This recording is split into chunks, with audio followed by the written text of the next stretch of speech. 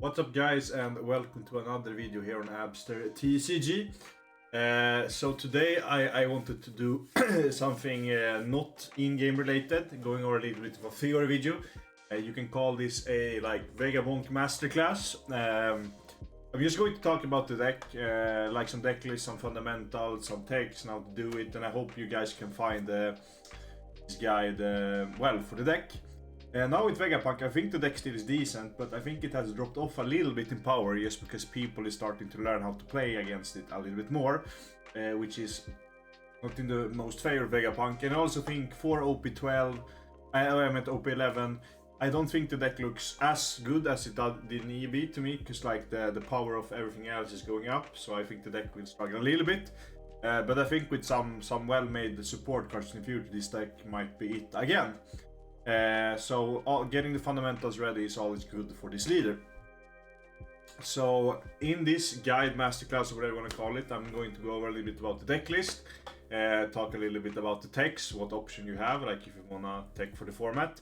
We're going to go over a little bit of fundamentals of the deck, and also understanding the tempo, like how the deck works, going over some technical play you can do, and also mulligans and what to search for. So let's get into the deck list here. I'm gonna decide to record because before, when I feel one of these, I forgot to press record, so now I do it. That's nice. So I think with Vegapunk, like, so this is my opinions. Your opinion may differ to mine, like how you want to play the deck or etc. I'm just gonna talk from my point of view and what have worked for me. So we see here on the top left, I think this is like the core of the deck. I think, to me, if you ask me, you have to play all of these cards before you choose tech options. I think with this it should be like 7 spots over, and then on the right here you can see the list I play right now. I choose to play 4 Sunny, 1 S-Snake, and 2 Eustace Captain Kid as the tech options. And I also wanted to take other lists as reference here. I found this one on OP Bounty. It's like a version with the Egghead stage and with Katakuri instead of Kid. And here you have another one that, like, if you want to play like a more of a hyper aggro version that also plays your works and ace. So like, these are some examples of the deck list, but I think this one on the top left here is the core of the deck. So we're gonna talk a little bit about every tech, like give it a fast bullet point. This is some options you can play. First we have the ace. This is the 5/7 rusher, and it will always be live because it's 2 life or less, or will most often be live in this deck. I think this card is good, but I don't like it because I bricked on it too much in my hand. So I rather, for example, in my list now play the 5 Kosani because it replaces itself. It's a good stat line as blocker, but I think this deck is decent in the right format. Then we have S-Snake. I like this card a lot now when I tested with it. It's kind of like a blocker, but not at the same time. So it's one of the better cards you can play out in the early game to stun a body, and then from there maybe protect one of your rested 6k, so your opponent only has the leader to swing with, and that makes him, maybe he just want to do one 6k swing on them, and then you can just pitch 1 card instead of having to pitch 2 or give up a blocker if they have another body on board. So you like it. I think it becomes better in OP11 because UP Luffy, as far as I know, plays the Zoro Judo card, and if they do it on curve, you can just lock a turn of ramp from them with S-Snake. Instead of having to throw a card with Nami or Luffy, and maybe like prolong it to the next turn to keep a body on board, at least a 6k that in Nami's case doesn't need to invest a Don. And then we have Egghead. I have not been a big fan of this card, but I know it have worked for some people, so it's, if you have 3 life or less, set up one of Egghead type cards active during the end of the turn. To me, I feel like you have to play this probably at 3 or 4 to like consistently see it. You could run it as a one-off, but then like what's the point then, because you're only gonna see them now and then. And the reason I don't like it is the same reason as Ace, because I see it a little bit as a brick. I know you can discard it with Vegapunk or with Nami, but you are not always gonna be in the scenario when you can discard it with those cards. So I found myself having this card dead in the hand too much, and it has a good upside on effect, but I just don't think the deck needs it to be able to compete. It's also a little bit clunky to get out on curve, because the only time I think you really like to play this card is like when you are at 3 dons, specifically when you go first, or when you are at like 8 dons, because then you can do a 5-drop a lead ability. So I think this card is a little bit clunky for deck and I don't think you need it, but I've seen some people putting up some results with it, so it at least has something's going for it. Then we had Atos Katakuri. I was really a big fan of this when I was playing the control version before the ban list when we had for Raigo. Now I don't like it as much, because like I see Vegapunk more as like you want to put pressure and aggression on your opponent. So healing them 1 life actually, like, I guess you go back one step but go forward 2 steps, but I think like in this format specifically Kid is better, but it's definitely a viable option. So if your locals is full of Bonnies, for example, it's a semi-decent card to be able to get rid of the Kid. The only problem is if they have another one, then like it doesn't do that much in that scenario, but I think it sure is a good card. Then we have S-Hawk. This is actually an interesting card that I probably should have tested a little bit more, because it's a 4/5 with 1 don under it. If you have less life than your opponent, these characters cannot be KO by battle by slash attribute characters gain 2000 power. My problem with this card is like it also only fits in your going first curve, and I guess you could argue that you have it as a 1k counter if you don't need it, or when you go first you actually have something to play on your 5 don turn, because I feel like the weakest turn for this deck is on 3 and 5 don. Because you can't play a 3-drop ability, you can only do leader ability, and on 5 you have to like go 3-drop leader ability, so then you need like a 3-drop leader. So I think this card could be played. The only problem is that like if you play a little more aggressive against some decks, you're not going to be at like less life than your opponent, kinda fast, so it comes up in some spots, but I guess it's good against matchups where you don't want to swing that much and go board more, but I feel like you already are so good against those matchups, so I just not been the biggest fan of it. And for the trigger you have to discard a card too, which actually is annoying for Vegapunk. Then we have Atos Kid. For now this is my favorite big drop. Getting to burn a life is good in some scenarios, because in some spots you just want to burn off that last life, so you can put up the Vega lock, as I call it, where you like perma heal and your opponent can't swing into you because you get the body.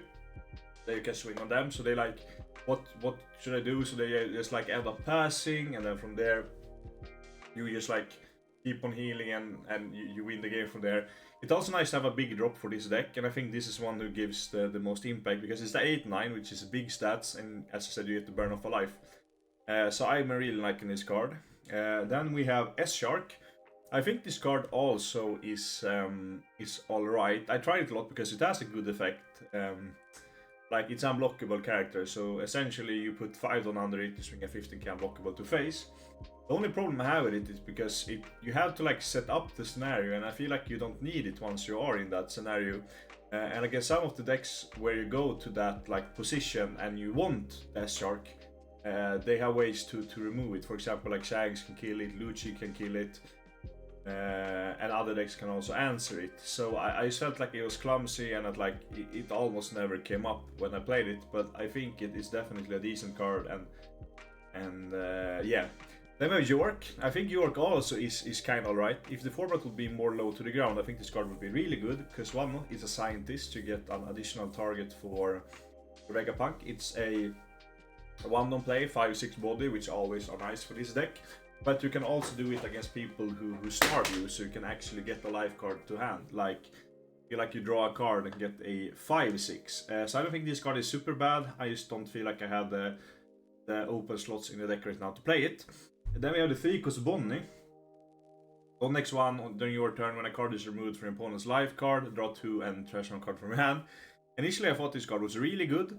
But now when I've been playing with it more, like it kind of screws up your curve, because how you want to play it, you need to put a Don under it, you don't know if you want to swing with it, so it end up taking too much of your tempo just for drawing 2 and discarding 1, and I'm not the biggest fan of that in a deck like Vegapunk, where you just want to use your Don to like push the board. So yeah, I think this card is okay, but I don't know if I like it that much. And then we have the Sanji. This is like you're the one who should disappear, except you have to discard 2, but it doesn't have the condition that you need to be at 0 life. This is a right card to like heal on your last life, and in a super late grind game, like you can get this and heal another life. And it's also cool because you don't have to trash the cards to heal, so you heal first and then you trash. So if you only have 1 or 0 cards in hand, you actually don't trash, which is really cool. So this is a little bit like of tech options that you could use now, or maybe in the future.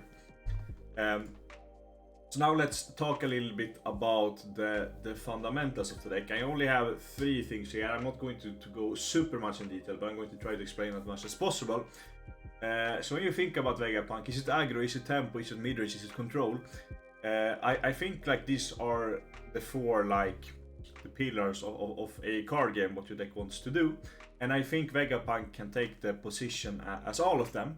In most matchups, you are going to be the aggro slash the tempo deck, because you just want to fill the board, keep pressuring your opponent, and then win as fast as possible. But in some cases, you actually are going to be the control deck. For example, if you're playing against a matchup like Zoro or Bello, I usually like to heal more, control the board, and then like out-resource them before I win. So that's essentially how a control deck wants to play. And going more of the mid-range, I guess you can put a little bit in the aggro tempo into some matchups. You are not going to be as fast, you just want to like win the board, play your things, and play it out from there. But Vegapunk thrives the most when it's going to be aggro tempo deck, because that's what the deck is built for right now. There are some control builds, but sadly with Raigo gone now, you struggle a lot with these like taller decks, so that's why not like you can't build around it anymore. But and also with the new 5, because Vegapunk is hard to build around because you need to play all the scientists. But yeah, and also with Vegapunk it's important to know how you win and how you lose, because that will like change your game plan. As I said, you have to know the matchup and kind of how you want to play. So for example, if we take Lucci, how do you want to win? You want to overwhelm the board and kill them as fast as possible. That's like how you win. And how you lose is if you gas out, like if they put you out of resources and they like you can't kill them anymore because they're going to munch the Rebecca's, yada yada yada. They just like, even if you put up the heal lock, they're going to poke you 1 life, they kill the body, and then from there they pass, and then they will just keep on doing that until they maybe can kill 2 bodies, and then they can hit you 2 times, and yeah, then you lose from there. But then we have a matchup, for example like Zoro or Bello, where you are not going to gas out. So then the win becomes, okay, I win this if I just survive, I just win the resource game, and then essentially I can just like kill them in 2 turns. And the way we lose if they get to aggro us down. So from there, as I said, we can like change the game plan. So you can do this with every matchup. How do you win and how do you lose? And then from there it will become so much more easy to play and know how to use the tools right, etc. And also a little bit about fundamentals. I call it the Vega lock, as I call. It's when your opponent is at 0 life and you can, instead of playing bodies, you can start to heal depending on the game state. If the game state is that they clearly have the board and you're not really going to survive, or like it doesn't matter if you tempo out more of the board, what you can do then is you can start healing, because that means that if your opponent hits you, you get a body, and then from there you can like threaten them with lethal if they are a leader that can't heal or are at 0 life. So in some matchups you just want to put up the, like, put your opponent at 0 life, for example against Shanks, and then from there you want to try to win from there. So that's a little bit about the fundamentals with the deck, and also like understanding the tempo. Vegapunk wants to control the tempo of the deck. In like 90% of the matchup, once you lose the tempo, you probably lose the game if your opponent is not at 0 life, because then you can like do the Vega lock and like try to find lethal from there. So use your leader together with your tools to overwhelm your opponent.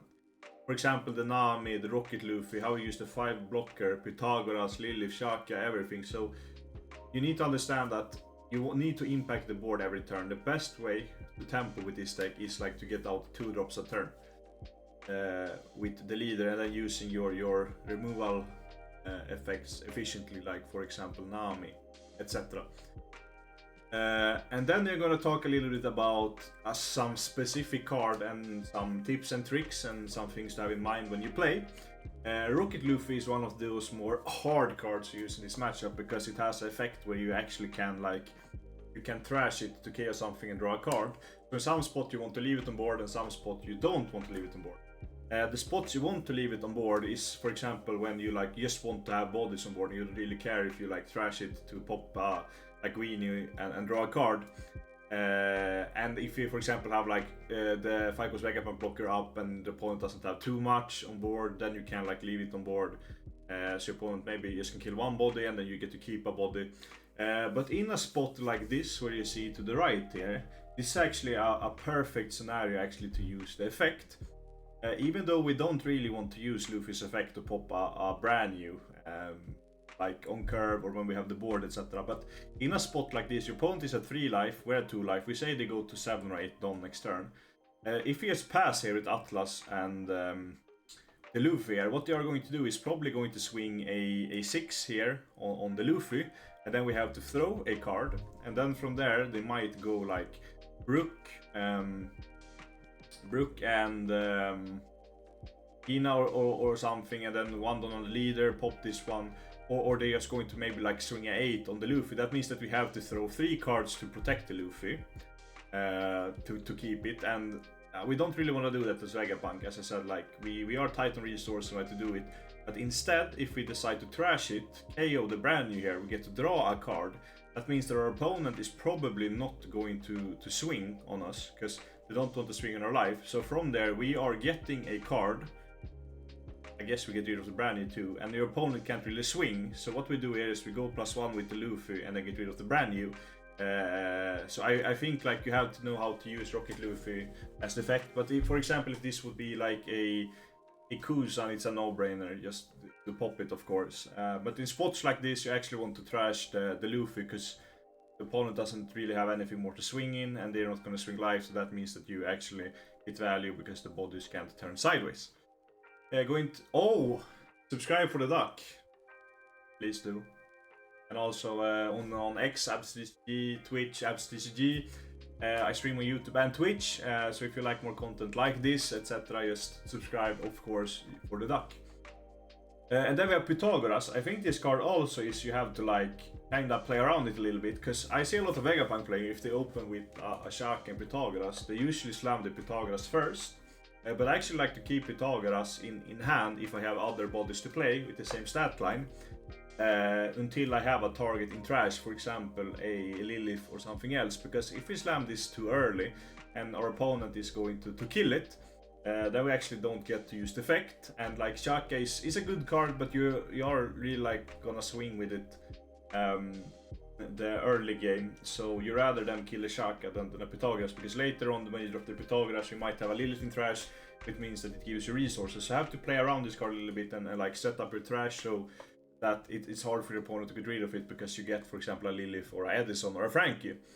So that's something to keep in mind with Pythagoras. And then we have Rayquaza Help. This card is also really good because it has 2 options. Either way, it's a 3k counter if you have 2 life or less, or you can put it in the life to get the trigger to play a Egghead character with 5 cost less from your trash. Sometimes in the early game, you actually just want to swing 6s with your bodies and leave 1 on up all the time, because that all, like even if you have this card or not, you're going to give info to your opponent. Okay, he probably has a Rayquaza, so I'm not going to swing an 8k on the bodies, which means that you might like be able to just pitch a 1k to protect a 6k body. And then also, like, you know, until you put this the 1 in life to get up your cards, for example, like the 5 cost Vegapunk blocker. But don't be afraid to keep them up to be able to protect your board in early game with the 1-3, because you rather like keep the board and tempo your opponent than having to turtle up too early and put this 1 in life. So it's actually a really good card to be able to defend your board in the early game too.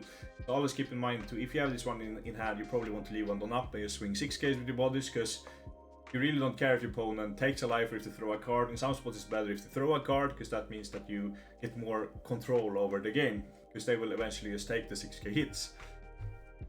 And then we have Sanji. The reason I play 4 in my list, I gotten some question of it, is because I feel like this is a pseudo Egghead card, because when you get to 6 Don and up, you're probably always going to play a 5 drop and use your leader to do something. So I think this is out of all the 5 drops in the game, I think this is the best one to actually play, because it draws you 2 cards and discards 1, so it replaces itself, and it's also a 5/6 blocker, so it's perfect for this deck. That's the reason why I play 4, and I think like all yellow decks that are able to play it are going to play at least 3 copies of it. You could put it down to 3 if you want to play 1 more S-Snake, but I really like this card. And then we have the 5 cost Vegapunk blocker. I think people might misuse this card a little bit too, because I see some people slam it too much in the early, and when your opponent, for example, doesn't have like 3 or more bodies on board, because that means you have to discard a card. So the times I play it in the early game to trash a card is, for example, if I play a non-Atlas body, in the beginning of the game. And then I go to 3 or 4 Don, and then I can go Lilith, and then I can play the Vegapunk. So I get the body, I discard a card, so essentially go plus minus 0. But I also have a way to protect, for example, Rocket Luffy or the other 5-drop with it. So my opponent just can't on up and swing on the body. So in those spots I like to do it more early, but then depending on matchup of course. But don't use this card too fast if you don't need to protect something, because you have to discard a card by defect. Now I'm going to talk a little bit about the Mulligan. Now the Mulligan will always vary depending on the matchup. You're always going to look for key cards in certain matchup. For example, which matchups are Nami good in, which matchup are they not good in, which matchup are like etc. With the matchups. But I think like as in general, I think the best case scenario is Atlas plus a 3-drop, preferably a Lilith. Because Atlas is the body we always want to slam on 1, because in most matchups we are just going to get a swing with it and your opponent can't really attack it. Which means that we don't have to burn resources to protect our body. And then we're able to use those bodies with better effects later on. Second best case is X 5-drop together with 3-drop. So 5-drop, 3-drop is my favorite thing, because even if you go first or second, you are going to be able to do something on 4 or 5 on turn. Like 2 things instead of 1. And the third best is Atlas plus 5-drop. And then we have the fourth with just 5-drops. So you're really looking for Atlas plus 3-drops or 5 cost plus 3-drops. So 3-drops I think are the most important things in early game, because that means that you can do 2 actions the turn you have less than 6 done, for example. Yeah, so this was it for this small guide or masterclass, what you call. I just wanted to do a video like this because I haven't done it in a long time. Talk a little bit about like the deck, a little bit how I think, a little bit about the fundamentals. I also have a lot of content on the channel if you want to watch more gameplay related ones. Sadly no matchups in this, but I think it's good like if you try to figure yourself out the matchups, because that's a good skill to get to be able to like kinda learn how to play, because then for the future it will become much more easy if you for example pick up a new deck, then you know a little bit more what to think and how to do and like how to learn the matchups. You for example don't need to like look at other people that much, so you evolve as a player. So I just want to say thanks for watching this video, Yabster TCG as I heard some people say. Please like, subscribe, and see you in the next one.